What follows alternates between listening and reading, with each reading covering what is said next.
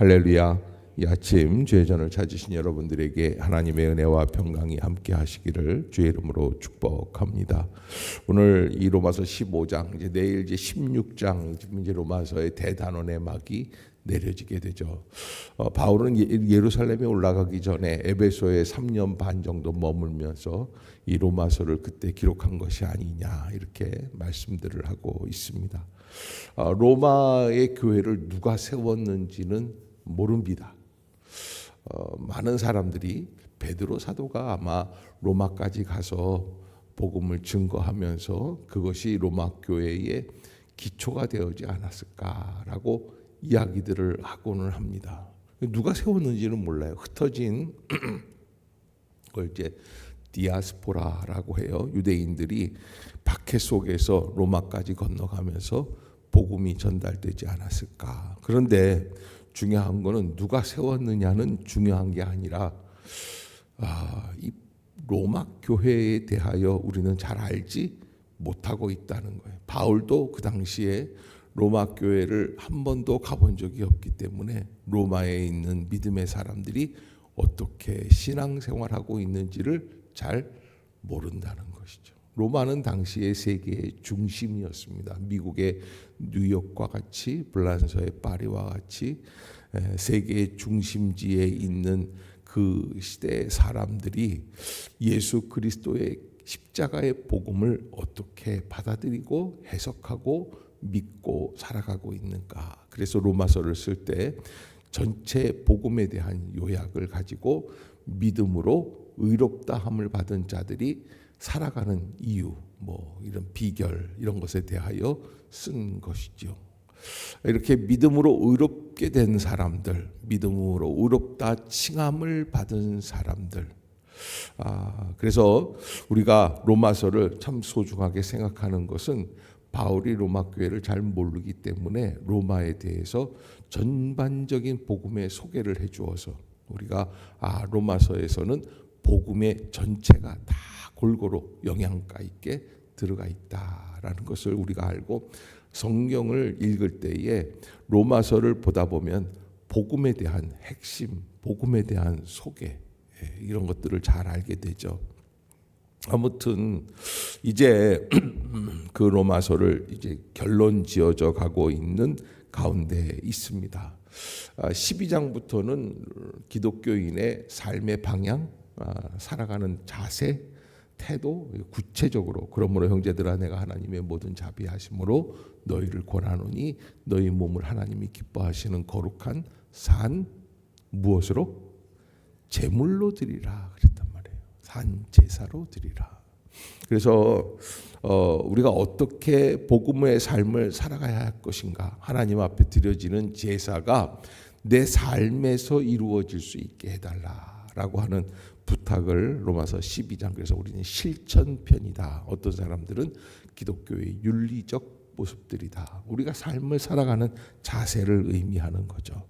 자, 이 15장에서는 한마디로 말하면 믿음이 강한 자와 믿음이 약한 자 사이에서 어떠한 모습을 가지고 살아가는가. 여러분, 이 믿음이 강한 자는 믿음이 약한 자를 도와서 믿음이 약한 자가 어떠한 사람이 되게 하는 거예요.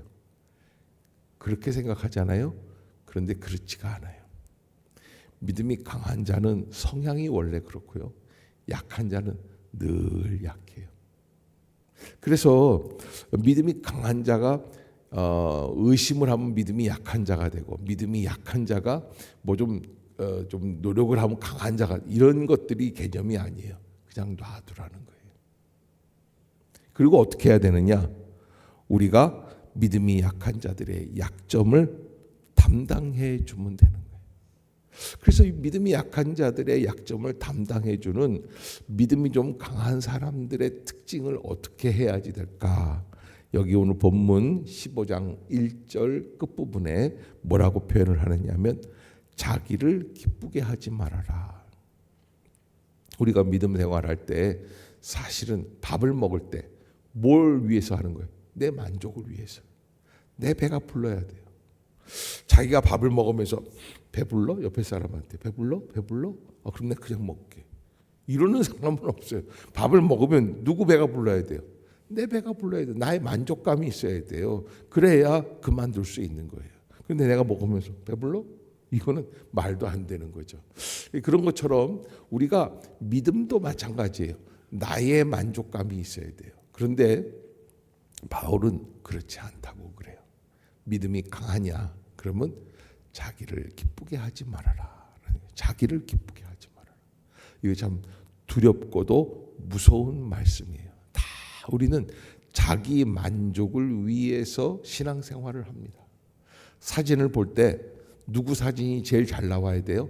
내 사진이 잘 나와야 돼. 그래야 다른 사람들은 다 울고 있어도 나만 방긋 웃고 있으면 이 사진은 잘 나온 사진이에요. 그런데 신앙도 마찬가지인데 바울은 뭐라고 그러냐면 자기를 기쁘게 하지 말아라. 그러면 무엇을 해야 될까? 2절 시작.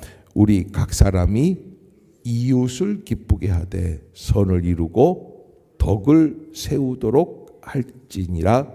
아멘. 이게 오이코도메라고 하는 이야기를 어저께도 말씀을 드렸어요. 덕이라는 것은 무엇이냐? 성전을 집을 건축하는 오이코스처럼 그렇게 세워져 가는 것을 말한다. 그래서 덕을 이룬다라는 것은 무엇이냐면 바로 이웃을 기쁘게 하면서 집을 세워나가는 것처럼 한 가지 부속을 가져다가 나무를 가져다가 돌을 가져다가 집을 만드는 것처럼 세워가라는 것이에요. 무엇을 세워가는 거예요? 이웃을 기쁘게 하고 나 자신을 기쁘게 하지 아니하는 덕스러운 신앙생활을 하라는 거예요. 그것이 우리에게 주어져 있는 믿음이 강한 사람인가? 여러분 우리가 한 가지 생각해 봐야 돼요. 나는 믿음이 강한가? 약한가? 여러분 믿음이 강합니까? 내가 믿음이 옳다고 생각합니까? 내가 믿음이 아주 뜨겁다고 생각합니까? 내가 헌신적으로 생각합니까? 그러면 어떻게 해야 된다고요? 나를 기쁘게 하지 말고 너를 기쁘게 하는 생활. 그걸 어디서 해야 되느냐? 여러분 아프리카 선교사 가서 원주민들을 기쁘게 하는 게 아니에요. 집에서 하세요. 집에서 조금 강한 사람이라면 약한 사람을 기쁘게 해주는 거예요. 집에서는 그거 못해요. 잘. 집에서 해야지 돼요. 남편과 아내 사이에, 아내와 남편 사이에 우리는 어떻게 생각합니까? 부부의 도를 생각하면서 서로 나를 섬겨달라고 얘기를 합니다.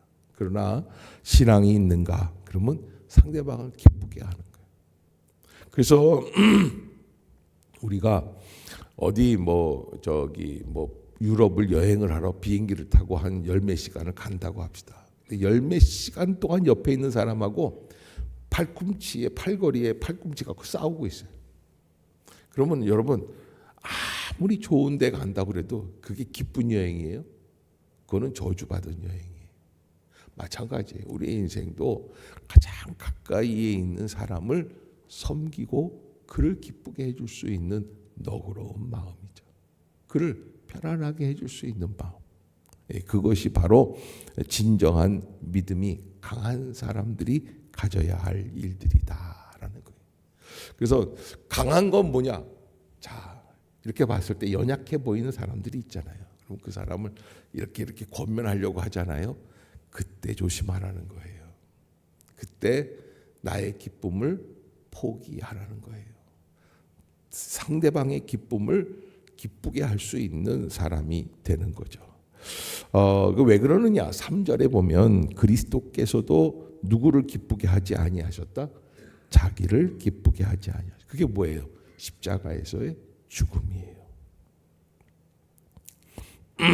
4절에 보면 무엇이든지 전에 기록된 바는 뭘까요? 로마서 쓰기 전에 다른 거 쓴 거 얘기하는 걸까요? 아니요. 구약 성경을 의미하는 거예요. 모세의 율법을 의미하는 거예요. 과거에 기록되어 있는 하나님의 말씀들, 우리의 교훈을 위하여 기록된 것이지만 우리로 하여금 인내로 또는 성경의 위로로 소망을 갖게 합니다. 이제 그러면 어떻게 합니까? 이제 5절 시작. 이제 인내와 위로의 하나님이 너희로 그리스도 예수를 본받아 하나님께서 어떻게 하십니까? 그렇게 내가 내 자신을 내려놓고 하나님 앞에서 성령으로 충만하여서 하면은 어떻게 하십니까? 하나님께서는 뜻이 같게 하여 주시는 역사. 그래서 하나님의 놀라운 능력 가운데 6절입니다. 한 마음과 한 입으로 하나님 곧 우리 주 예수 그리스도의 아버지께 무엇을 돌리게 합니까? 영광을 돌리게 한다. 그렇구나. 비로소 아는 거예요. 그렇구나.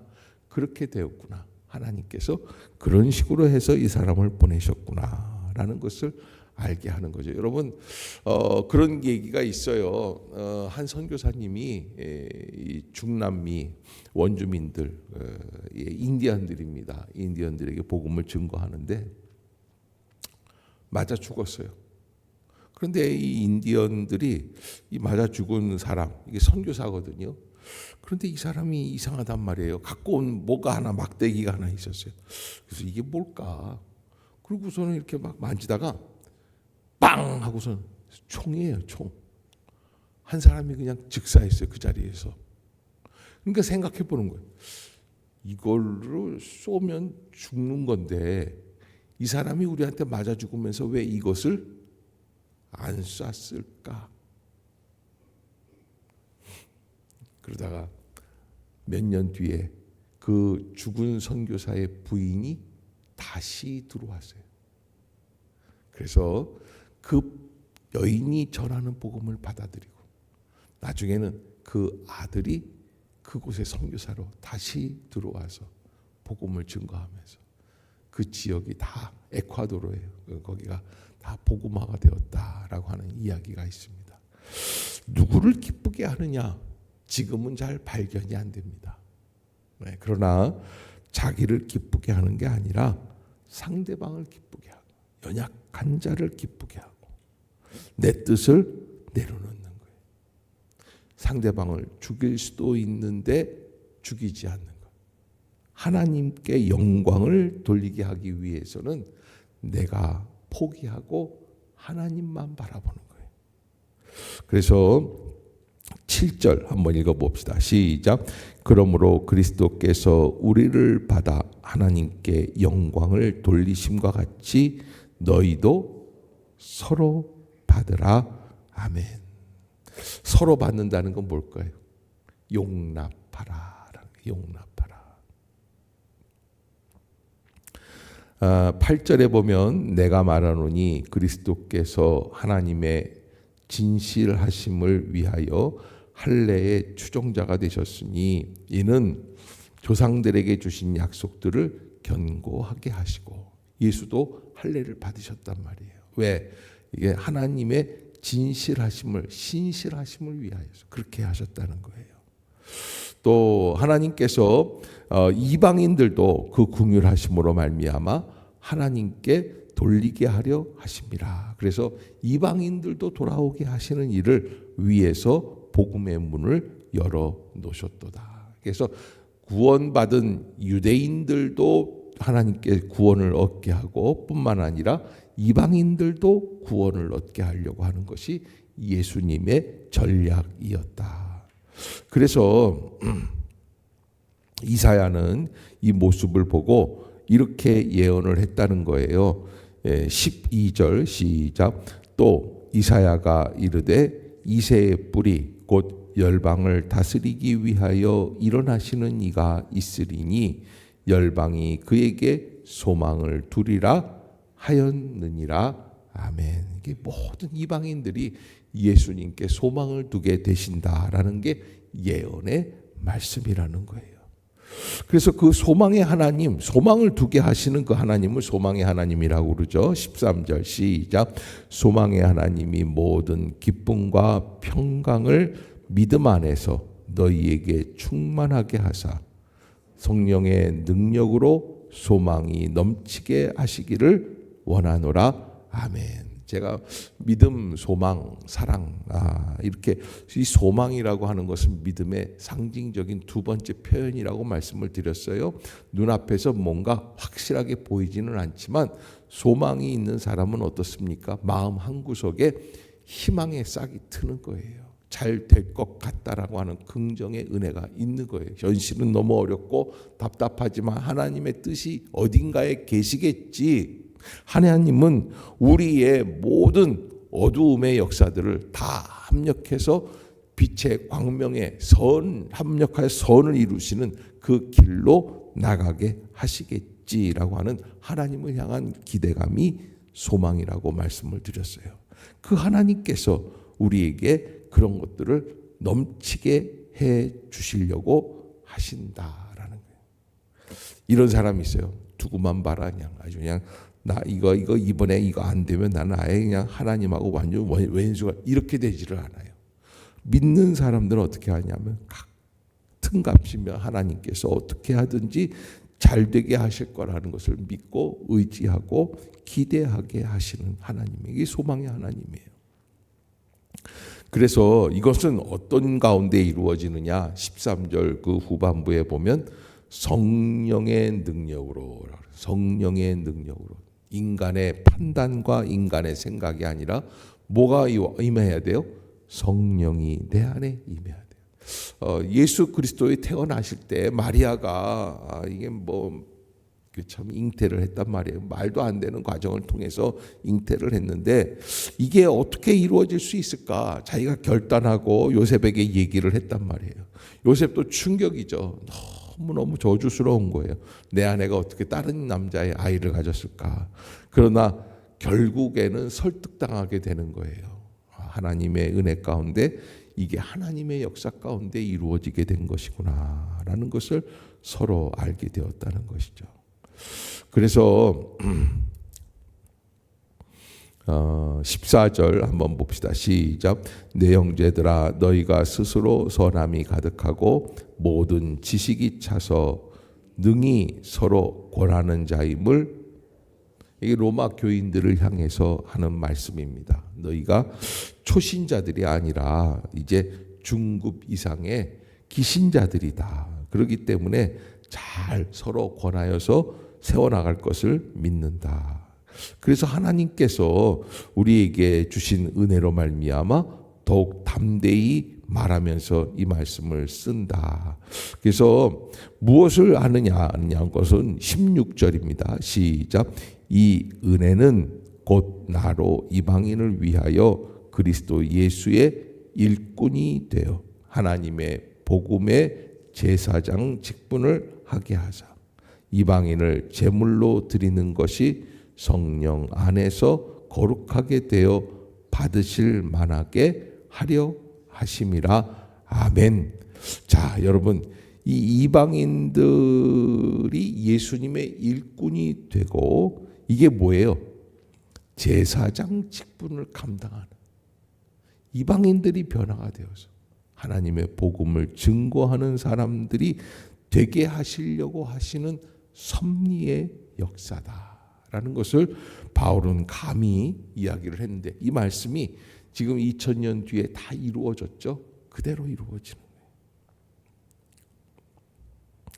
그러므로 내가 그리스도 예수 안에서 하나님의 일에 대하여 자랑하는 것이 있거니와 그리스도께서 이방인들을 순종하게 하기 위하여 나를 통하여 역사하신 것 외에는 내가 감히 말하지 아니하노라 하는 것.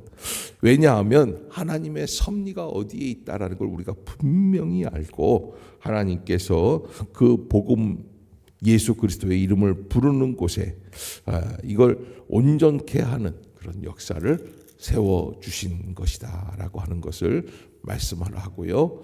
그 다음에 이제 그 후반부에 가서는 뭐라 그러냐면 자기의 여정에 대해서 앞으로 내가 이제 예루살렘에 들렸다가 다시 로마로 가서 로마에서 보내주는 곳으로 가서 복음을 증거하겠다. 로마 교회를 꼭 하고 싶다라는 이야기들을 이제 하게 됩니다. 이 얘기를 통해서 바울이 사실은 로마로 가야겠다라는 마음을 굳히고 그 마음을 굳히면서 예루살렘에서 나중에 체포되잖아요. 그러면 이제 체포되면 죽을 거 아니에요. 죽는데 그럼 예루살렘에서 끝이에요. 그럼 로마 교회를 갈 수 있어요, 없어요? 없죠. 그런데 이 말씀을 했기 때문에 바울이 로마로 가려고 가이사에게 자기의 재판권을 넘겨요. 황제에게. 그래서 로마로 가게 돼요. 네. 그래서 하나님은 또 그 바울의 그 믿음 안에서의 소망을 받아주시고 그를 로마로 가서 로마에서 재판을 받게 해 주시고 거기에서 순교해서 죽게 하시는 거죠. 그런 여러 가지 일들이 이 15장에서 이루어지게 됩니다. 복음을 받은 사람이라면 어떻게 살아가야 할까? 누구를 기쁘게 하기 위해서 살아가고 있는가? 더 나아가서 우리가 하나님 앞에서 정말 하나님의 섭리를 알고 있는가? 가장 궁극적으로 내 고집인가? 하나님의 뜻인가? 뭐 이런 것들을 깊이 생각하고 정말로 중요한 것은 나는 예수 그리스도와 어떤 관계에 있습니까? 남들은 걱정하지만 나는 무엇입니까? 내 안에 예수 그리스도께서 주시는 그런 십자가의 복음에 대한 소망이 있는가? 여기 우리 신앙인들은 소망이 있다고 말씀을 드렸죠. 소망이 있는 사람은 다르다 말씀을 드렸습니다. 소망이 있는 자와 같은 그런 하루가 될 수 있기를 주의 이름으로 축복합니다. 기도하겠습니다.